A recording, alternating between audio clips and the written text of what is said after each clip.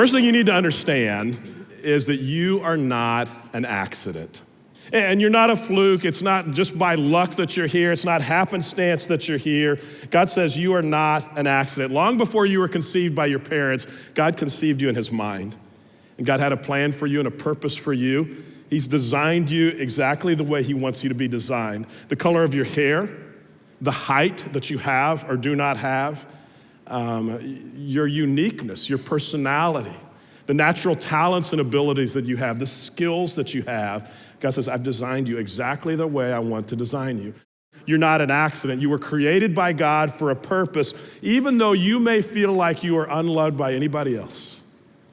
Even though you may find yourself and say, you know what, I'm just unlovely. There's no way anybody else would love me based on who I am, physically, based on my past and my experiences. God says, understand, you are not an accident.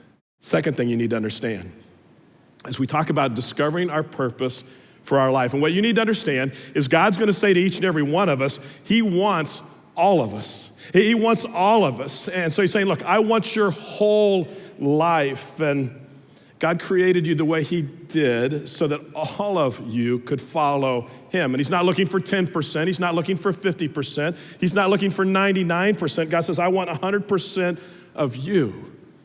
One day Jesus was talking about this. Somebody said, okay, what's the most important thing for us to know? What's the most important thing for us to do? And this is what Jesus' response. He said, you must love the Lord your God with all of your heart, all of your soul, all of your mind, all of your strength. He said, this is the first and the greatest commandment of all. All of you is what God is looking for. Jesus another time said this. He said, no one can serve two masters, for you'll hate one and love the other. You'll be devoted to one and despise the other. Now notice he doesn't say you shouldn't have two masters. He says you can't.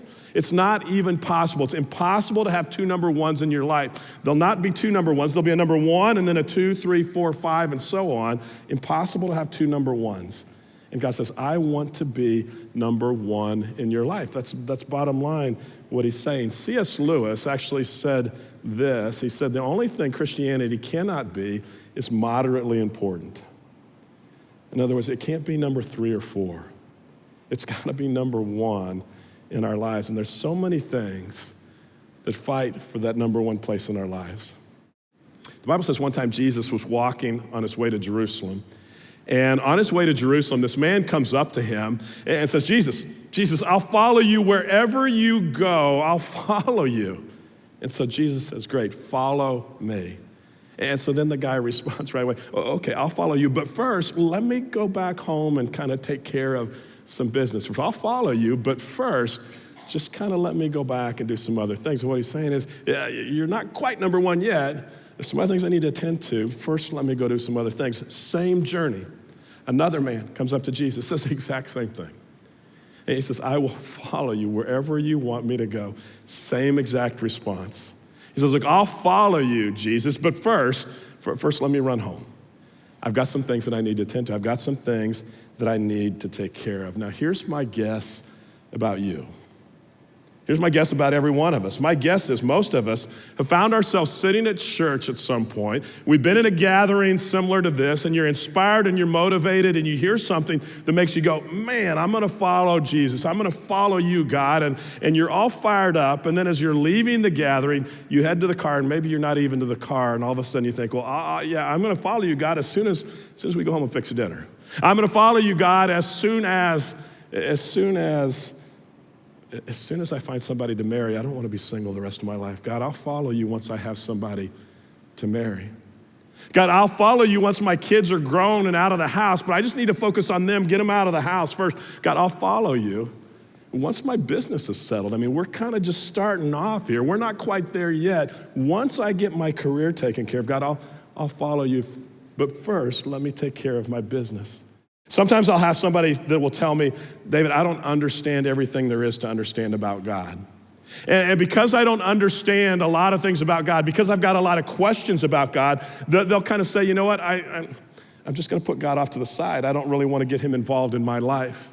And they don't say it out loud, but bottom line, they make the decision, because I haven't figured out this whole God thing, God, you're not really a part of my life.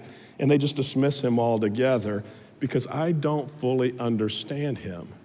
It's really what's happening. But can I just tell you, don't dismiss God because you don't fully understand. And don't do that. I mean, there's so many areas of our lives where we don't understand everything about what's going on in our lives, and yet we still rely on those things in our lives. For instance, technology. I mean, all of us, we don't understand technology completely, but we rely on it all the time. Before I go to bed, almost every night, I turn on the TV real quick to see what's happening, and I don't understand at all how televisions work. How the signals come and the pictures are there, I don't get it, but I use it all the time. The third thing that you need to understand as we talk about figuring out our purpose in life is that it's going to involve a word that none of us really like to use very much. We get uncomfortable when the word comes up. But bottom line, to understand our purpose in life, if we're not going to waste our life, it's going to take discipline.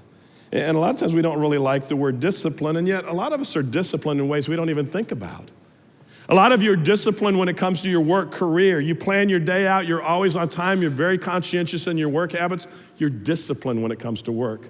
Others of you are very disciplined when it comes to your physical workouts, and it's in your routine and you do it daily. You don't miss it. You're disciplined.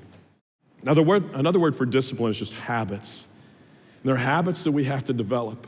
Habits that we have to have in our lives if we're going to be strong when it comes to accomplishing our purpose. Now, let me just mention one habit that the Bible mentions that I think really applies to each and every one of us that'll help us greatly as we move forward in figuring out our purpose in life. It's found in the book of Hebrews, and this is what it actually says. It says, let us strip off every weight that slows us down.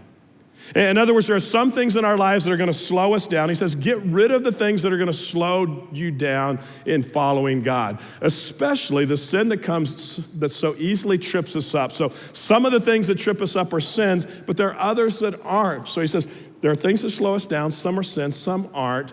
Let us run with endurance the race that God has set before us.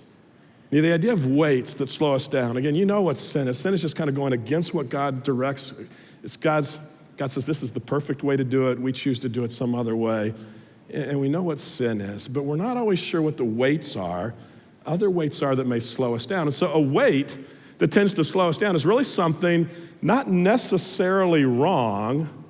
It may not be wrong for us. It's just not necessary for us. In other words, there's certain things that we do, some things that we do in our lives that we just go, it's not a bad thing for me to do, but it's not necessarily a good thing either. It could be a relationship. It could be an activity. It could be a club. It could be a memory that you're hanging on to. It could be an expectation that you're constantly waiting for something to happen. It could be a fear. It could be a job. I mean, there are thousands of different things that could weight us down. And God says, look, if you're going to experience all I have in store for you in life, if you're going to figure out your purpose in life, you're going to have to get rid of some of those weights.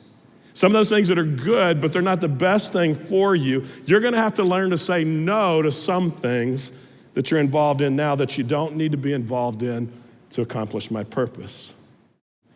You've got some weights. And it may not be spider solitaire. It may not be staying in bed 45 minutes longer. But you've got weights, and you know what they are. Things that are distracting you. They're not bad things. You could tell us what they are, and we wouldn't all go, oh, I can't believe you're doing that. Instead, we would go, you know what? There's nothing wrong with that, but you know it's a weight that's keeping you from spending time with God.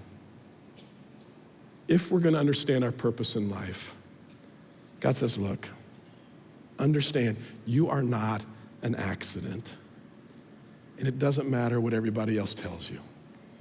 It doesn't even matter what you feel. God says, you're not. I've created you. I've designed you for something amazing. Understand that God wants all of you. A piece of the pie isn't going to do it. Sitting on the fence isn't going to do it. Saying, God, I will follow you, but first let me go take care of some other things. God says, I want all of you. And it's going to take discipline. And maybe the biggest discipline for you is to learn to say no to some of the weights that have been kind of pulling you down, dragging you back. And God says, man, I've got so much in store for you.